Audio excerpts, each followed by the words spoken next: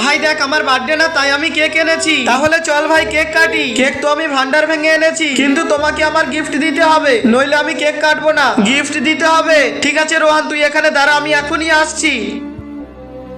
ভাই আমাকে কিছু কাজ দেওয়া যাবে? আমাকে আমার ছোট ভাইকে গিফট দিতে হবে। হ্যাঁ বেটা পাওয়া যাবে। আগে ঝাড়ু লাগাও, তারপরে কাউন্টার সাফ করবে।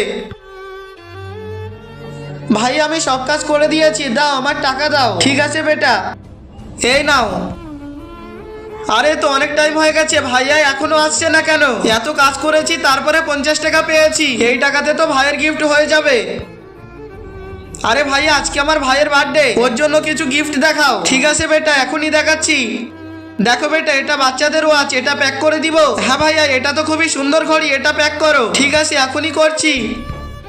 এই নাও বেটা তোমার ভাইয়ের গিফট। আচ্ছা ভাইয়া কত টাকা হয়েছে এটা? বেটা এটা 200 টাকা হয়েছে। কি 200 টাকা? আচ্ছা বেটা তুমি এক কাজ করো, তুমি 150 টাকা দাও। ভাইয়া আমার কাছে 150 টাকাও নেই, তুমি এটা রেখে দাও।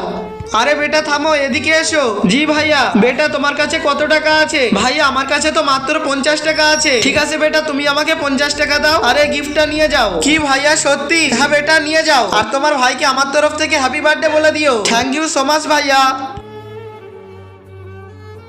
এই দেখ ভাই তোর বার্থডে গিফট নিয়ে এসেছি। আরে বাহ গিফট, চলো ভাইয়া কেক কাটি। Happy birthday Ruhan, happy birthday Ruhan.